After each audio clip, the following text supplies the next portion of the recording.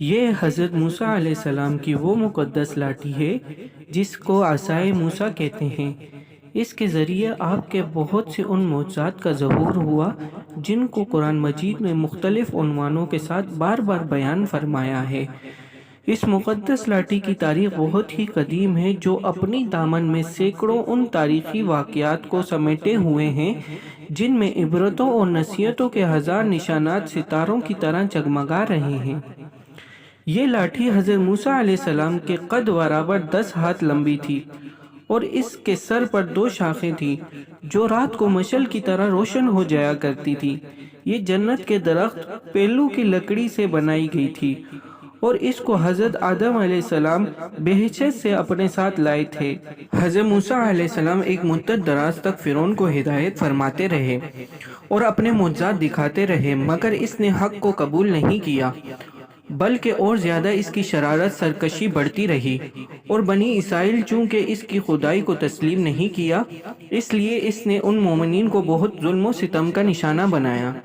اس دوران میں ایک دم حضرت موسیٰ علیہ السلام پر وحی اتری کہ آپ اپنی قوم بنی اسرائیل کو اپنے ساتھ لے کر رات میں مصر سے ہجرت کر جائیں۔ چنانچہ حضرت موسیٰ علیہ السلام بنی اسرائیل کو ہمراہ لے کر رات میں مصر سے روانہ ہو گئے۔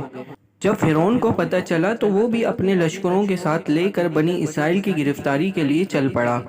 جب دونوں لشکر ایک دوسرے کے قریب ہو گئے تو بنی اسرائیل فرعون کے خوف سے چیخ پڑے کہ اب تو ہم فرعون کے ہاتھوں گرفتار ہو جائیں گے، اور بنی اسرائیل کی پوزیشن بہت نازک ہو گئی کیونکہ ان کے پیچھے فرعون کا خونخوار لشکر تھا اور آگے موجیں مارتا دریا تھا۔ اس پریشانی کے عالم میں حضرت موسیٰ علیہ السلام مطمئن تھے اور بنی اسرائیل کو تسلی دے رہے تھے۔ جب دریا کے پاس پہنچے تو اللہ تعالیٰ نے حضرت موسیٰ علیہ السلام کو حکم فرمایا، تم اپنی لاٹھی دریا پر مار دو۔ چنانچہ جو ہی آپ نے دریا پر لاٹھی ماری تو فوراً دریا میں 12 سڑکیں بن گئی اور بنی اسرائیل ان سڑکوں پر چل کر سلامتی کے ساتھ دریا سے پار نکل گئے۔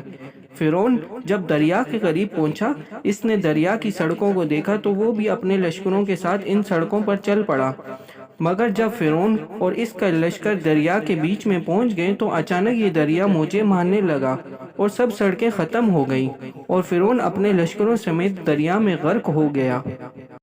حضرت موسیٰ علیہ السلام کی مقدس لاٹھی کے ذریعے ظاہر ہونے والے وہ معجزات جن کو قرآن مجید نے مختلف الفاظوں اور عنوانوں کے ساتھ بار بار بیان فرما کر لوگوں کے لیے عبرت اور ہدایت کا سامان بنا دیا ہے۔